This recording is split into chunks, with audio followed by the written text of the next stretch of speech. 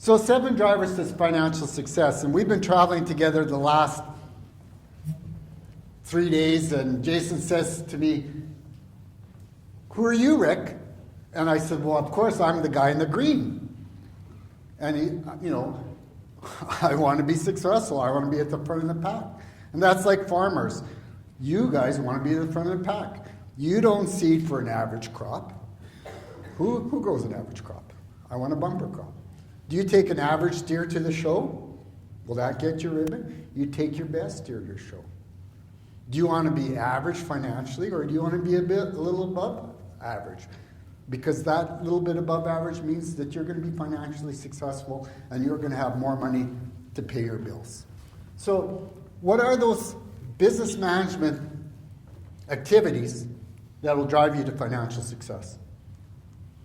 So Farm Management Canada and the Agri-Food Management Institute in Ontario did a study. They contracted Ipso Reid. They did this in early 2015 called the Dollars and Cents Study, a National Farm Business Management Impact Study. So what they did, they contracted Ipso Reid because in the past we did all kinds of studies. We took a look at fractions of the industry, looked at fractions of information. So there was no clear indication of what farm business management habits or things that you guys did that would actually affect your bottom line and your financial success. The key result is they wanted unbiased data collection, they wanted it to be statistically reliable, and have identified drivers that basically habits and things that farmers do to make them more financially successful than their peers. So what they did is they said, okay, we want to, doesn't matter what kind of farm, what enterprise it is, where it is in Canada, whether it's big or small, what are the things that make those farms financially successful with their farm business habits? What those things that they use to make decisions on their businesses. So they took a look at, they talked to a lot of people, consultants, accountants, farm groups, and they took a look at what farm business management things do farmers do, and where do they do them? And we could see there's a whole raft of things. It makes you kind of, this is just the business management, not the productivity and the mechanics and everything else. All the things that you guys think about in a day, you might not have them all written down, but you do them. So they itemized them and then asked farm producers, what do you guys do? What do you have? So when they asked all these farm producers, they asked 600 farm producers, we saw, okay, farm business management plan. Here's what they did. And we saw that all Canadian farmers have a pretty good grasp on able to read and use financial statements.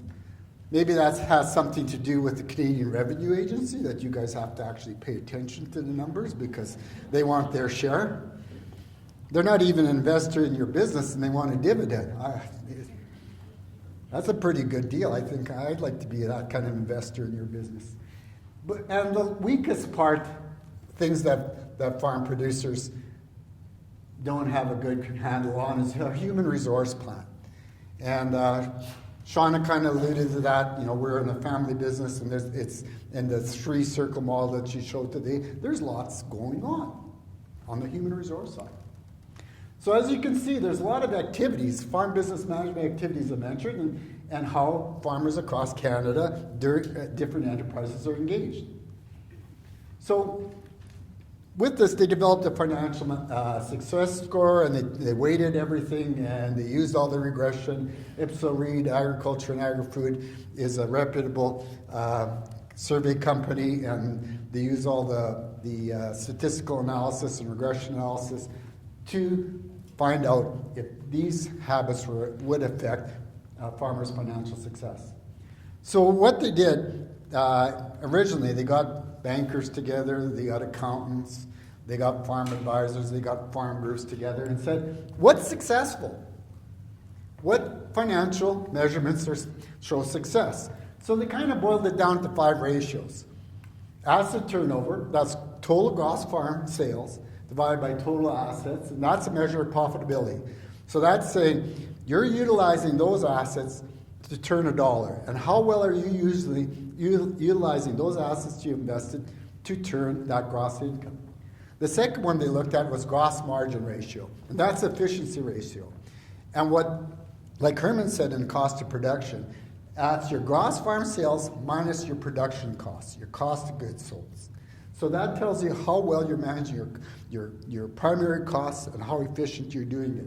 So the higher ratio, that means that you have more money moving down that sheet that Herman pointed out for your administrative costs, your living costs, and your return. The third ratio was return on assets, and that's gross farm sales minus cost of goods sold divided by your total assets. So basically, that's, are you getting a reasonable return, your net income, are you getting a reasonable return on the assets that you have invested? They also looked at debt to equity ratio and gross return on equity. But they took those out because there wasn't a true indication, because as we know, depending where you are in your life cycle, the amount of debt you have, that can really affect your thing. Because we've seen young farmers with high debt loads having a higher return on their assets and higher return on equity just because of the way they're managed, or higher return on their equity just because they don't have that much equity, where producers that are 100% have no debt, then the return on equity looks a lot lower. So a fair measure of financial success was return on assets. So what they did is, after they got that information and they weighted it all, they created a driver score. They took a look at, okay, of those, the top 25% of those 600 farmers, taking a look at those three ratios, and then compared it to the bottom 25% in those ratios. They took those groups and then they took a look at how did they do, what farm management principles and did they use to be more successful? What did they engage more often that would push them in that top 25%?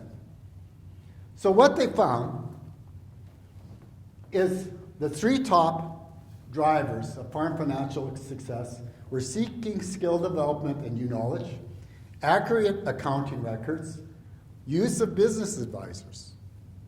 The next four that they found were very important was writing a business plan, cost of production monitoring, risk management, and a financial plan. And as a banker, I always thought the financial plan should be near the top. I guess I was wrong. But that was my life. So what did we learn? That this study was applicable to all farm types, all across Canada, all age groups, all sizes, and whether you had farm income or not. So here was some tools in your toolkit to assess where you're weak, where you could improve in those areas to give your farm, your business greater financial success. So that you could be that lawnmower driver in the green jacket. So there they are again. Propensity to continuous learning. We were going to talk individually about them, but we're just going to move on to some more information. Make a business plan decision. Professional business advisors. Written business plan. Understand your cost of production. Risk management.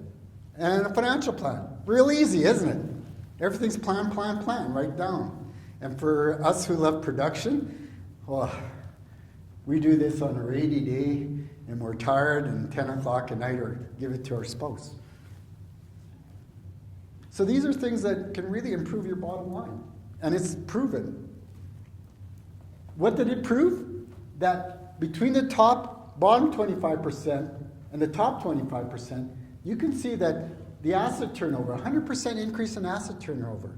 So they were able, those people that use those farm business management practices were able to turn more money out of the dollars they had invested. It also showed that they were more efficient. They paid attention to the bottom line and those costs. So that means that they were able to provide more revenue. And because they had more revenue, the return on assets went from 1.6% to 10%. 525% increase. So if you're investing, if I had $1 million, and I had, we won't say which farmer is in which group, would I give my $1 million to a guy that's making 1.6 return? Or would I invest with the guy with 10% return? If you had $1 million and I came to you and he says, I'm a really good guy, give me $1 million, I'll give you 1.6%. And Bruce said, I'm a really good guy, if you give me $1 million, I'll give you 10%. Who would you invest with? Who do you want to be aligned with? What kind of return would you have? And you got to remember that in a family business, you are all investors. You want a reasonable return for your efforts. You want to get paid for your work. So if you adopt these or take a look at those areas that you feel are weak, you can improve your bottom line and your financial success. It's been proven. So just to take a look at all the businesses, and you can see here's all farms. Here's the beef sector. And you can see the beef sector isn't doing that badly compared to other sectors. Take a look at this. Because of the cost of quota, top 25% are only getting 5% return on their assets. Beef producers doing 8.1. That's not bad. These poor hog guys, they're not going to get the return this next little while after what prices are doing. But even dairy, you're not that far off. Grain farms. You guys do a good job. So what about farm sales? We just took a look at farm sales, and those producers in the top 25%, the average mean value of their Goss farm sales was $650,000. Low, $282. Dollars invested, $3 million. 2.8. Just that adopting those farm business management principles gives your farm the opportunity to be in that upper 25% in the financial return. You get to be that guy that has that bumper crop, gets the ribbon for the steer at the show. You're not average.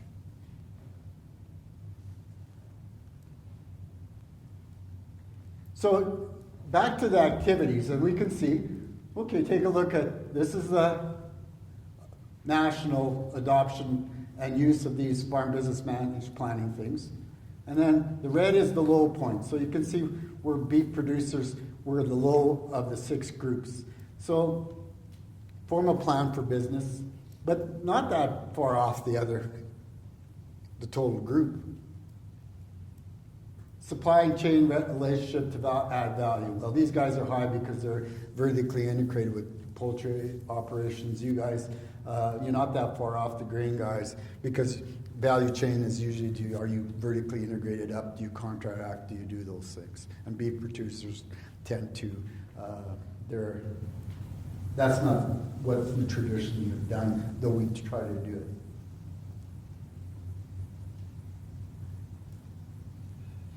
One area that says that beef producers could use a little work is on the financial end, but still, it's not that far off the other producers.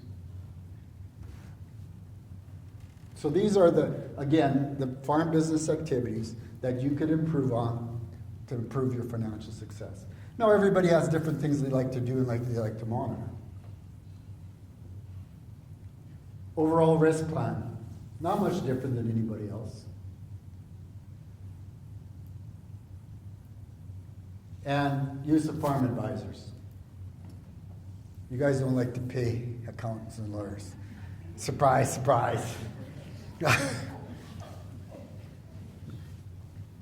So here's the average total farm sales, total assets invested, and average debt. And guess what? 2011 farm survey, statistics census survey, said that was about an average farm in Alberta.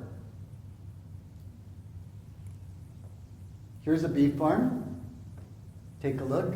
Total assets, total debt. Beef farms don't like to carry much debt. Maybe there's a reason, like Bruce said. And then some of the other operations, what they carry for debt. because of the cost of quota and the cost of doing business. And then you take a look at their gross incomes.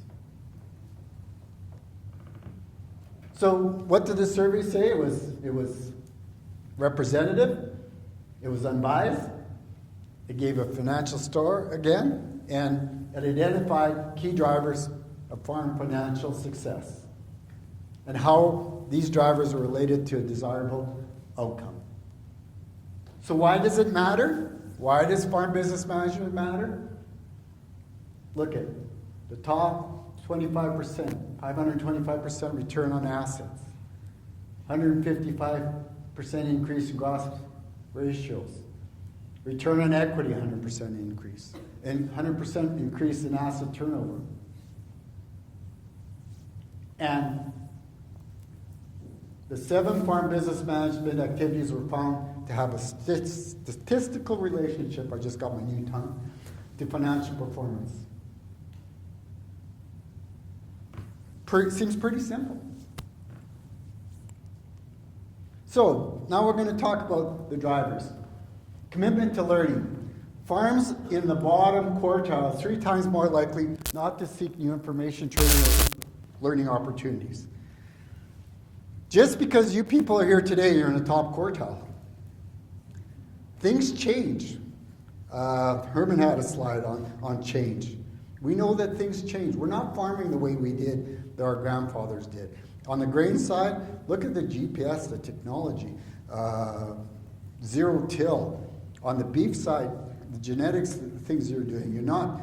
I used to remember working all week, all summer, hauling hay to the yard, and then in the spring hauling manure out of the yard. But when the costs got prohibitive, you guys have gone to bale grazing, swath grazing. You've cut your costs. You do things differently. You monitor those things.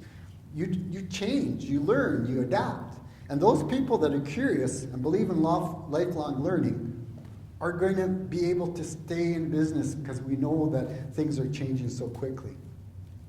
You know, this is my friend who's a grain farmer in Peace River said, the best tool he ever got was this one. He says, I use it more than my grain shovel. He says, I can be in the tractor and I get the market report and geez, the tire shop texts me that my implement tire is ready to pick up. And I can sell grain and I can check the futures and I can text my kid who's farming in the next field that he's going too fast. That was usually me. But also, you can text people. You can take a picture. A cow's got a beat up eye, and is it pink eye or is it cancer? You take a picture and you send it to your vet. You find a weed in your field. You take a picture. You send it to your agronomist. Or there's an app that you can probably find out what that weed is and what kind of chemical to do with it. Or if you want a mineral or something. This little tool with all the apps we have and the connectivity to the internet and all the information we have, it's a great thing, and we've embraced it. And how many guys over 60 have one of these smartphones? They're embracing change. They want to farm for another 25 years. But lifelong learning, you have to be curious. As a professional, you are professional farmers. You are trusted. The Canadians trust farmers. They believe that you're professionals and you're stewards of the land. And how do you do that? You believe in lifelong learning. You embrace change and you adapt and learn for it. And having you here, you're in the top 25%. No, I don't want to press this thing. Having detailed financial statements. Farmers in the bottom quartile are 3 times more likely to have financial records that are months behind and not used on a regular basis for decision making. We love production. We hate doing books. And on a lot of farms in my career, the spouse did the books. But as a farm family in the business of farming, you have to know what those books tell you. There's a beginning. Fred was asking about farmland, and we're a funny little creature here. Because we all came as immigrants to Canada, there was a great opportunity on the prairies for us to own farmland. because we couldn't own it at home. So farmland is dear to us, but it is two businesses. There's the production side, the income that produces the income, and there's the investment side, the farmland. But how do you know if you made any money? On the farm financial statements, you start with a beginning balance sheet. And through the year, you create income on an income and expense. And then there's sources and uses of funds, because you sell equipment, you borrow money, you work off the farm, you take living costs out, and it goes in and out. And then there's a balance sheet at the end of the year. And really what you want to see at the balance sheet on the end of the year, that your retained earnings have gone up. But if you don't keep a good set of records, how do you know if you've made any money and that your retained earnings have gone up? How do you scorecard and benchmark if your efforts have paid you money? And the only way you can do that is through a good set of records. Because that's the scorecard. Using business advisors. 30% more likely to usually use trusted farm business advisors. Why? As we saw all those things and all those things that you have to do, just sit down someday and write down all the things you do in a day and all the decisions and all everything you think about. That, if you draw all those lines in a circle, there's more spokes than most bicycles. So, but you don't know everything. And the more you know, the more you think, the less you know, the more there's to learn. So why not use a business advisor? Use those people that can help you in the areas that you need help in or that you don't have the knowledge in. They can make you money. Why? Because they have technical expertise, or they might have unbiased information for you to vet decisions on, or they can help you make those decisions on those things that you really don't care about. Those people, used properly, can make your business more profitable. How many people have grain here of an agronomist now? How many people have an accountant? How many people have a lawyer? We hire those people that we don't have the skills for to make our farms more successful. And the proper use of them, when you take a look at it, $3 million invested. If your tractor breaks down, it's $150,000, the tractor, and it costs you $20,000 to fix it, you're going to fix it. But when you have a $3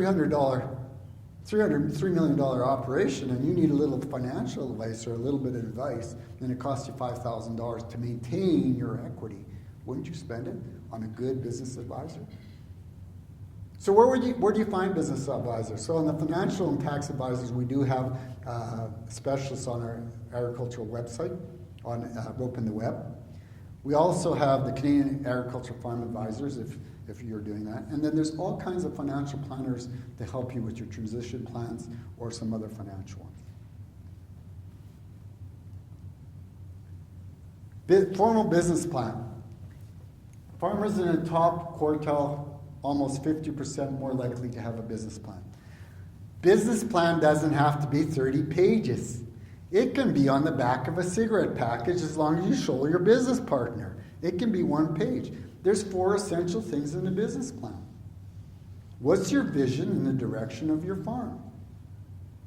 What's the opportunities, threats, and risks? That's the second one. Have you thought about it? Do you have an action plan? Who's going to do the work? Why are you doing the work? And when are you going to do the work? Does everybody understand? Sit down and discuss it.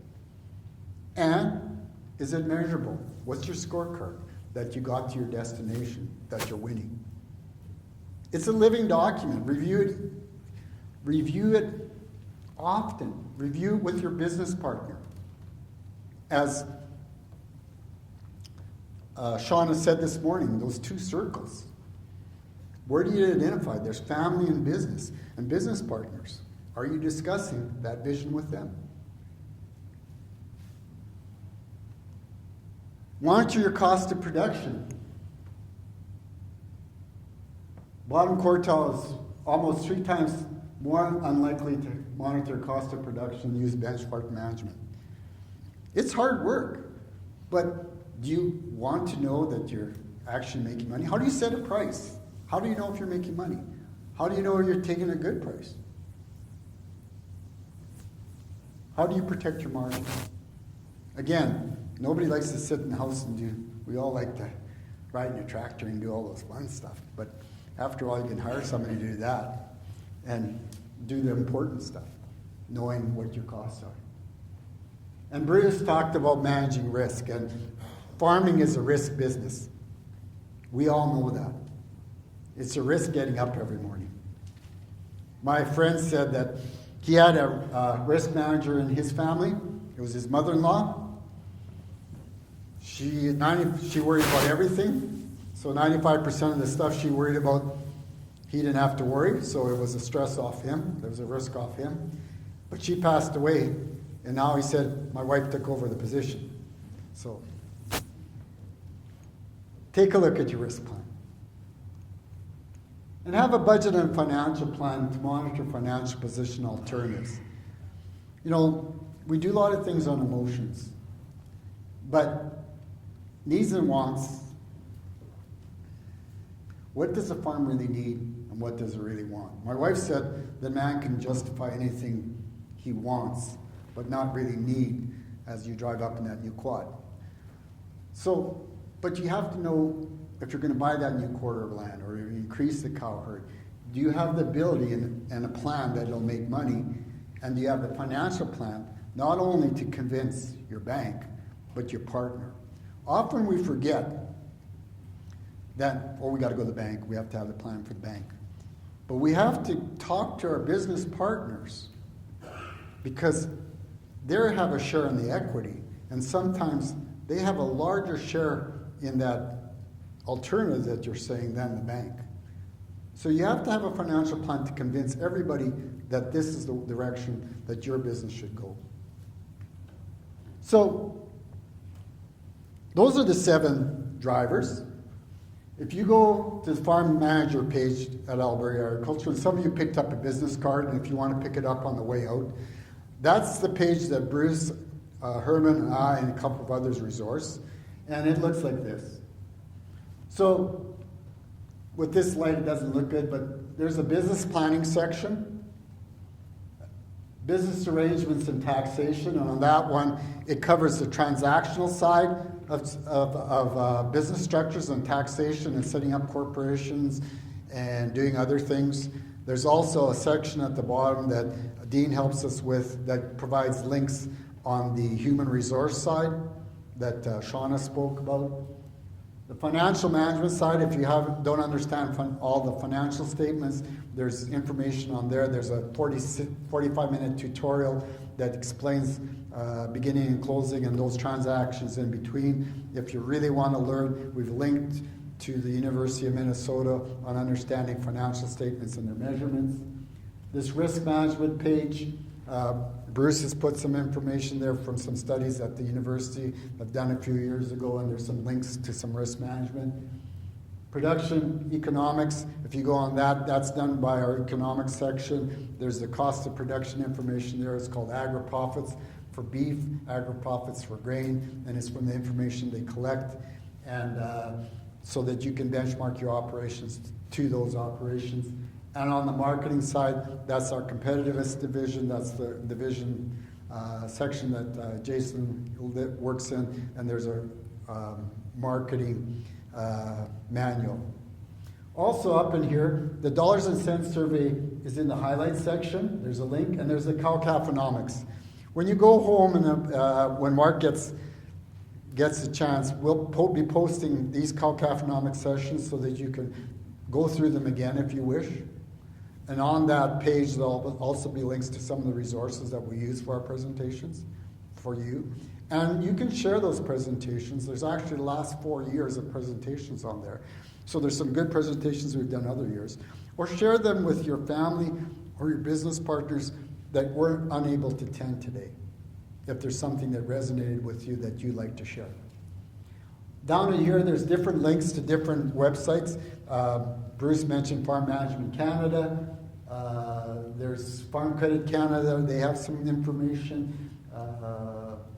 Going forward, Alberta Business Family Institute. Good resources that we have vetted and are unbiased. Also, we've got some videos that are like short 3-minute for those people that have a short attention span. There's one on grain storage. There's one understanding your cost of production. There's one on understanding financial statements. And one on exporting grain to the U.S. So that's our farm manager page. Why we didn't bring you a ton of paper, that little business card. Just go onto that site and there's tons of stuff that you can look at.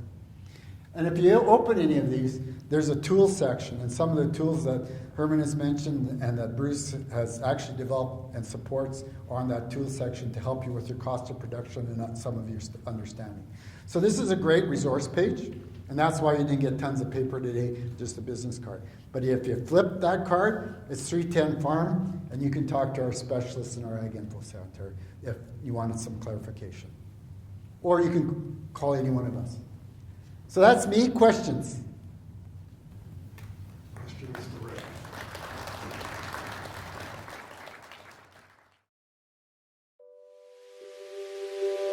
Rick?